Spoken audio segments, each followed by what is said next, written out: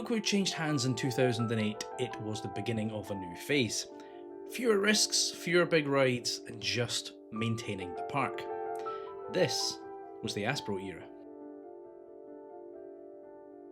Right, so we picked the story up in 2008 with that change of ownership to Aspro. Now, if you don't know, Aspro Parks run a number of attractions internationally.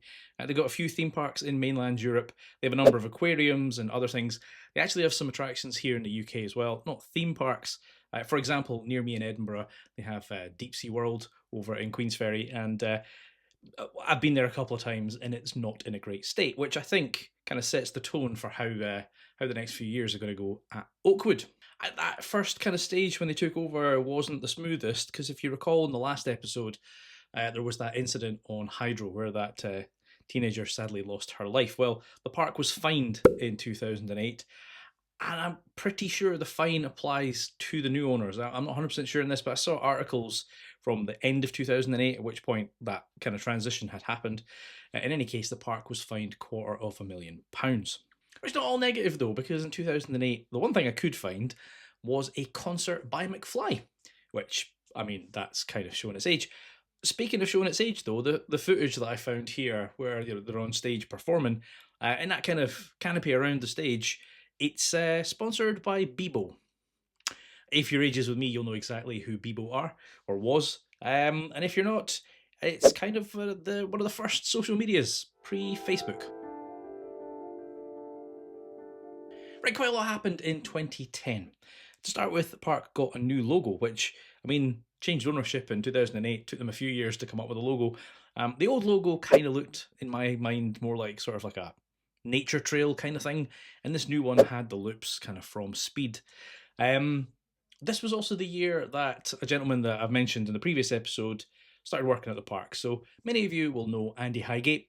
He currently works at Blackpool Pleasure Beach. If you've done behind the scenes, you've no doubt met the guy. Lovely guy. He took over as the park director in 2010. Weirdly, actually, in 2010, the park was opened by Danger Mouse. And I've got some pictures here of Danger Mouse and Andy Highgate in various parts around the park. Now, I remember Danger Mouse. I am of that generation. But Danger Mouse ceased to be on TV in 1992. This was 2010. So it hadn't been aired for 18 years. It seems a rather strange mascot for them to start with. But anyway, another thing was I found there was a group of kids from Chernobyl who visited the park. They were kind of on respite over in Wales doing various attractions, and the park hosted them as well, which is nice to see. Another thing that I found kind of a little bit different about the park is there's not a huge number of parks these days, at least not in the UK, where you can take your dog to the park. Blackpool have been trialling this recently. There are other parks, but they're few and far between. It's a lot more common in Europe. Turns out Oakwood was one of those parks, but they just had kennels on site, which I guess that kind of made sense. It was sort of a holiday home bit, so if you're going to the park for the day, you can put your dog in the kennels.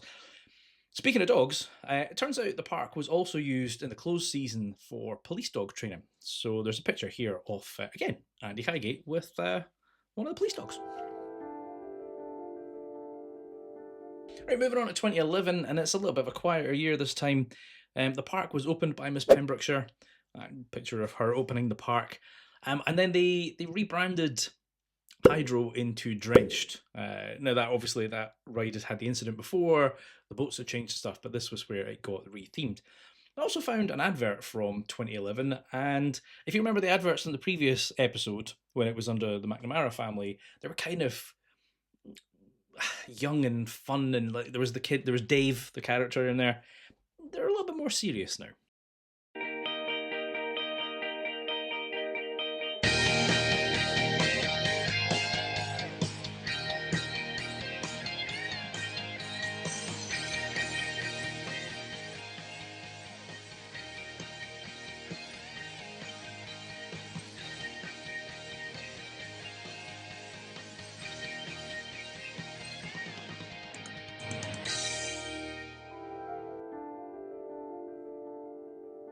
Another quiet one in 2012. It was the park's 25th anniversary, and they modified the logo apparently, although I can't find any references to it. Well, I can find lots of people talking about them changing the logo for the 25th anniversary. I can't find what it looked like. So if anyone knows, please do let me know. They also rebranded New Orleans back into the Wild West. So this was kind of around about that spooky 3D area. And the Lost Kingdom was rebranded into the Fun Factory. And the park received a bit of a facelift with sort of things getting painted up and new fences and that kind of stuff. The next thing though, and I know these, you can take these with a pinch of salt, right? We've all looked at review sites, TripAdvisor, Trustpilot, all that kind of thing. And we all know that usually if somebody's going to leave a review, it's either going to be a glowing 5-star or a terrible 1-star. So always take these things with a pinch of salt. But I did find one from 2012. And this is sort of person describes high entry prices, attractions not operating as expected, a general feeling that the park was looking tired and underused. And they also raised concerns about ride operations and staff interactions, ultimately chose to leave the park. So comparing Oakwood to unfavourably to nearby alternatives. On a positive note, though, there were signs that things might be on the turn because they announced that there was going to be a major investment in 2013. It's summertime in our little town, there's sunny faces all around me. Summertime. How do you measure a fun day out? It's summertime in our little town. Don't miss our spectacular pirate dive show and Oakwood's fabulous After Dark event with fireworks finale. See our website for details. Oakwood Theme Park, bursting with 25 years of family fun.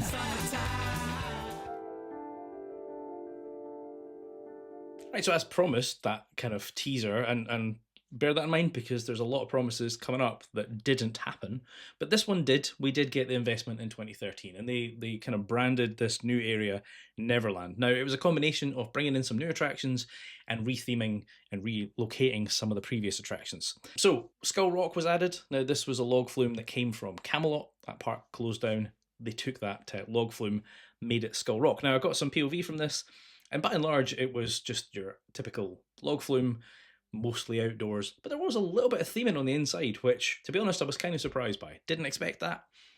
It's not exactly Disney level, but, you know, it's more than I anticipated for this kind of attraction. Similarly, there was a coaster, crocodile coaster, which also came from Camelot. Very much a kid's coaster. I believe it was powered. Tiny little train, only like, 4 rows I think it had on it. The former Plane Crazy, that kind of scooter thing, I think it's called, that I said I've never seen in the UK, that was repainted and rebranded to Tink's Flying School. One odd thing though is that the article mentions Neverland Chase, and I do have POVs of it, but Neverland Chase has been kicking around since the 90s, which seems odd that they had this kind of ride with the same name and the same theme as far as I can tell. I don't think anything changed. Right, future me, I am editing, and apparently what I just said is wrong. Somebody commented on the last video and said that it was known as the Tractor Ride in 1995. Couldn't find anything online that collaborates with that, but that makes a lot more sense than it being Peter Pan. So, yeah, apparently I was wrong. Anyway, back to the video. A few other things that were added then. So they got a set of slides that sort of seem to be built into the side of like the hill. These were known as the Lost Boys Adventure. They added a junior pirate boat known as the Jolly Roger. And the soft play was known as Hook's House of Havoc. There was also an indoor walkthrough known as Journey to Neverland, although it seems to just show the bedroom, some sort of little show in there with lights and stuff on the wall, and then there's like a miniature London, and it doesn't seem to be the biggest attraction. From the POVs I've seen at least, it just seems to be these 2 rooms. So if you remember it, and then there was more to it, please let me know, but that seems to be, well, disappointing, to be brutally honest. If you remember in the last episode, there was the one of the tracked rides, not the Neverland Chase, the other one, that everything I saw said it was the London taxi ride, the sights of London. And it turned out it began its life as the trucker ride. Well, this was when those vehicles were rethemed and it became the sights of London. I don't know if any of you saw my video in Creeley last year, but they had... It's quite a lot of places used to have these, and they seem to be few and far between nowadays. They had one of those almost vertical slides, straight down and then out, which there's footage of loads of kids and adults doing it. I went up to the one in Creeley, looked at it and went, no chance, not getting on that. But they did have one, and they rebranded it this year to Moon Landing, which I say rebranded. Yeah, looks like they just put a couple of rocket ships down the side and went, ta-da, moon landing. It's better than nothing, I guess. Right, something that seems reasonable for the park was that in the Easter sort of event, they had Fireman Sam. Now, Fireman Sam is Welsh. That makes a lot of sense, right? Well, at least I say it's Welsh. It's still running, apparently, but it's now made in Canada. I don't think Sam has changed to Canadian. I'm pretty sure he's still Welsh, but I remember this as a kid. They obviously used this for their Easter event, and yeah, still running apparently. Oh, and another thing that seems to be really popular in parks, or was at this sort of time, is diving shows. They had a diving show, and yeah, apparently people used to just sit and watch people dive off big tall things into a giant pool. This next one confuses me because, from what I can tell, in 2014, their teacups ride became Witch's Brew. It definitely did become Witch's Brew, and from what I can see, 2014 is when it happened. The bit that confuses me, though, is I also found an article showing their engineers doing a kind of sponsored thing for Macmillan Cancer Research. They were trying to do the world's largest coffee morning, so it was clearly this thing that everybody was having this coffee morning at the same time. They're sitting in those teacups, but with the previous kind of color scheme, and the article's dated towards the end of the year, so I'm kind of a bit confused as to whether it's just an old photo that was taken, whether it happened start of the year and then the article came out at the end of the. I don't know the timing. It doesn't seem to make sense that these were painted black, became Witch's Brew. Then yeah, I've got a picture of them in kind of red and yellow with the engineers in them. One other thing I found that I thought was quite interesting was apparently the park was used for Zombieland, which looks like it was just a giant game of paintball. So I don't know when this happened. Like, I don't know if they closed the park specifically, or if it was in the closed season, or if it was at the time of year when parks are only open at the weekend and they did it during the week. Not sure quite what happened there, unless it was the summer months late in the evening, but pretty sure they had the after dark thing. Basically, there's loads of people running about with paint guns, and I am curious because they go right past speed, etc. Like, were there these random blobs of paint on the track that nobody understood where they came from? The park teased again that there was going to be further investment. This time they said they were going to spend $2 million on the former Brer Rabbit attraction, turning it into the Legend of Sleepy Hollow. We'll get to that in a second. So it gets to 2015, very, very quiet year. That investment that I literally just talked about, it didn't happen. They said they were going to spend a couple of million. You'll see this happen again. They said they were going to spend a couple of million. That attraction did not come to fruition. So, don't know what happened to it, but it did not happen. One thing I did find, and this seems a little odd, there was an article saying that the park was adopting army-style training booklets. So basically, the staff, there's pictures of staff with these lanyards, with these big cards on it, that state what their safety training is. So, I'm trained to operate Ride X, and I can do Ride Y, etc. Which apparently in the military's a thing for what vehicles they can drive, etc.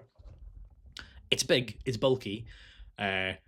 It's supposed to be there to both improve safety and, they're saying that the staff would have this sense of pride in what achievements they've got. I can do X, Y, Z.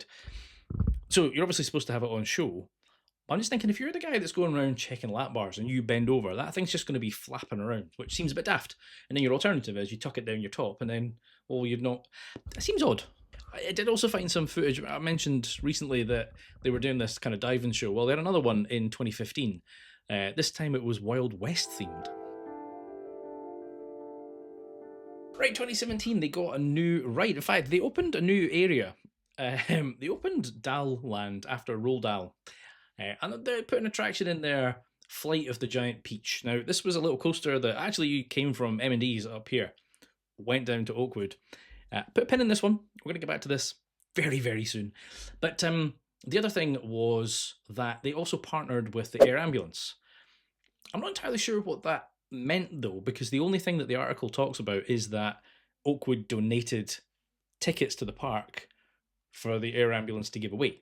I'm not sure if there was actually any kind of financial partnership here, like they were sponsored one way or another. I don't know how that worked, but there's a picture there of the air ambulance and the mascot for the park. Another one I've got is I found a little clip from E4 of a couple getting married on Megaphobia. Tom, do you take Rebecca to be your wife? To have and to hold, for better for worse, till death do us part? I do. And Rebecca, do you take Tom to be your husband? To have and to hold, for better for worse, till death do you part? I do. Without further ado, I now pronounce you man and wife! Kiss the bride! Right, it's 2018. Remember that thing I told you to put a pin in? Yeah, turns out the park didn't have permission to do anything with Roald Dahl. And the estate, or the grandson of Roald Dahl, took umbrage to this, claimed it was breach of copyright, and issued a court writ. So it didn't stay as The Flight of the Giant Peach. It became the Creepy Crawler instead. Right, you can tell things are getting slow, because each year I'm finding less and less stuff to talk about. Now, when it gets to 2019, the park did bring a new attraction. It was known as Dizzy Disc, and if you know this channel, you know I'm a huge fan of Zamperla Disco. Hate the damn things. And this was the small travelling variant as well. So, like, it just sat there. This wasn't exactly the most themed park, but there was definitely pockets where they put the effort in. Dizzy Disco just seemed a strange choice, to be honest. I found an article that was a little bit odd. So there's something here talking about the aerodrome ride, you know, that kind of planes ride. Basically saying how they stripped all the planes back, you know, refurbished them and painted them back up, right? You're probably sitting there thinking, Chris, that's called winter maintenance. It happens every year. And you'd be right. The bit that's odd, though, is that it was sent off to a company called Garmondale, who were in Derbyshire over 4 hours away. Like, that seems a long way to ship these rides. Like, it's not. I get that if there was like a specialist for like Gravity Group, you're sending stuff off to be, you know, trains to be looked after. This is a little kid's ride. It seems odd to not be able to do that sort of thing on site. Yeah. Right, we've got very little to talk about in 2020 and 2021, and I'm pretty sure you know exactly why that is. Not a lot happened in the world those 2 years. Well, I mean, it did, but it didn't. The only thing I found, though, is that crocodile coaster. Yeah, apparently he was wearing a mask, like everybody else. Right, so we get on to 2022, and now, there's, some of you may be aware, there's the UK Theme Park Awards. Every year, there's various awards given out to parks for different things. You know, best value for families, best theme park, best thrills, best new attraction, best food offer, all that kind of stuff. So I had a look through to see if Oakwood had won any of this. And it turns out in 2022 they did. Megaphobia came bronze in the best wooden coaster in the UK. I never rode the ride. I do find it strange that it came bronze, but I also find it even more strange that in silver was the Grand National. I mean, I love Blackpool, and I do like the Grand National. Better than Megaphobia? Unfortunately, though, this was also the year that the park saw its second incident. This time, a gentleman on the treetop coaster. I'm not entirely sure what happened. He did have to get airlifted out, and all I know is that his injuries were not life-threatening. And later, the ride was cleared as having operated as normal. So I'm not quite sure what happened there, but definitely a little bit of a scary one. Right, so that brings us to 2023, and I just said there that Megaphobia came bronze in 2022. Well, in 2023, the park pumped £2 million into refurbishing this ride. They got the Gravity Group in, they reprofiled sections, made it steeper, changed some of the banking, etc. And from what a lot of people have said, this went from being a good coaster to being an excellent coaster. Bizarrely, it didn't win any awards in the UK theme parks going on from that point. Which seems strange because it seemed to improve. And again, if you saw the previous episode, or if you know the park, you've probably heard of a gentleman known as Mark Megaphobia Lewis. He was on the last episode. He gave me a little message to talk about this ride. Well, in 2023, he rode it for the 5,000th time. They celebrated it. There was a big banner. It was there for a Roller Coaster Club of Great Britain event, I think it was. Now, I know from speaking to Mark, he has done like a couple of years where he just went bananas on this thing for charity events and stuff. But even if he didn't, if you spread this out, that's 185 times per year he went round this ride. Now in the article it did say that he was looking forward to another 5,000 laps after having retracked the attraction. Unfortunately, as we all know, that did not come to fruition. Now interestingly, I did troll through the park's Facebook page, and in 2023 it seems that they launched a whole raft of pins for different attractions. You know, that's quite common in theme parks, and I know I've got many friends who, my daughter collects pins for parks, etc. So there's a big kind of community around pin collection, and it's great to see that they had them. Given that these were launched in 23, and while the park closed in 24, if you've got these pins, they're probably super rare. The other thing from 2023 was they brought this kind of whole inflatable thing in. I've got some pictures from their Facebook page and stuff, but basically they had like Wipeout, they had the kind of bungee thing, they had like a slide, a bouncing castle, like all these kind of inflatable attractions were added in 2023, presumably just for the summer. That's usually when parks do that, but yeah, they brought those along to add to their lineup. Speaking of changing their lineup though, one thing I was quite surprised by this. I found reference on the Dark Rides database that the Spooky 3D ride, that they teased something was going to happen to it. And actually, I found a clip on their Instagram page where they teased this specifically, saying, look, you know, what's happening here? And then they go through the whole attraction and they basically gutted it out and it's just back to plain walls.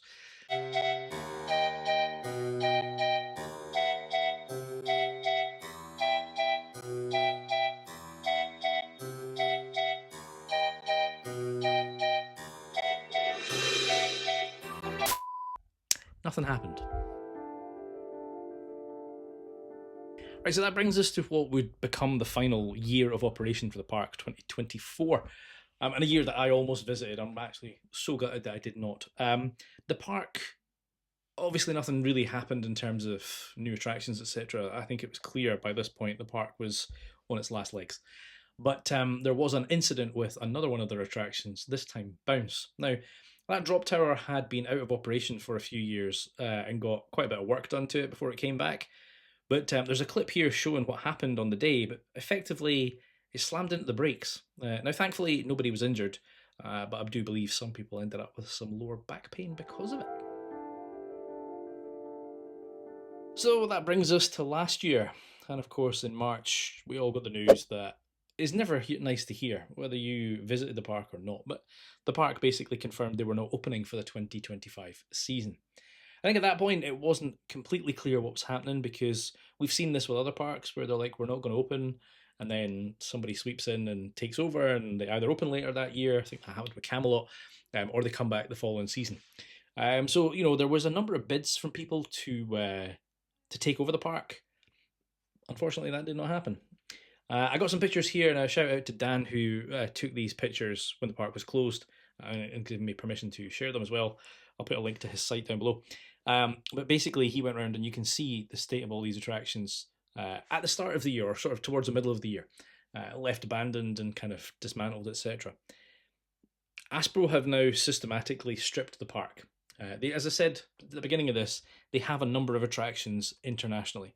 And effectively, they are relocating as many of these assets as possible. So the most recent one, Speed, was dismantled. That's off to a park in France. Bounce, I don't know what's happening to that. But basically, almost all of the attractions have now left the building, as it were. And the park is just an absolute shell. The one that hasn't gone anywhere, and I think the one that is probably the saddest, is Megaphobia. It is not impossible to relocate a wooden coaster. It's been done many times before, but it is a very expensive process, right? It's a lot easier to lift up a steel coaster, a couple of supports, a bit of track, ship it in a truck and off you go. A wooden structure is a complicated thing to dismantle carefully and put back together. So I don't think we're going to see that relocated. Parks would be much more economical to build their own than to buy this secondhand. And given that there's nothing left in the park, I don't know who's going to buy that land and do anything with it. So I do fear Megaphobia's days are over, and personally gutted that I did not get on it. After spending all that money in 2023 to make apparently an excellent coaster, it just seems such a waste to see it rotting away and potentially getting dismantled. So that's a sad end to yet another UK park. And actually, since started researching this video, we've recently had the announcement that Breen Park has also gone into administration. At this point, it's not fully closed, so there is still hope there. But it does bring me to the point that if you don't want to see any more of these parks disappear, and there's a risk up and down the country of the smaller attractions going, please get out there and show them your support, because it's devastating when these parks go. And if you've got any memories from this era, please let me know down below. And as always, I've been Chris, you've been watching Coaster Dad, and I'll see you in the next one. Adios.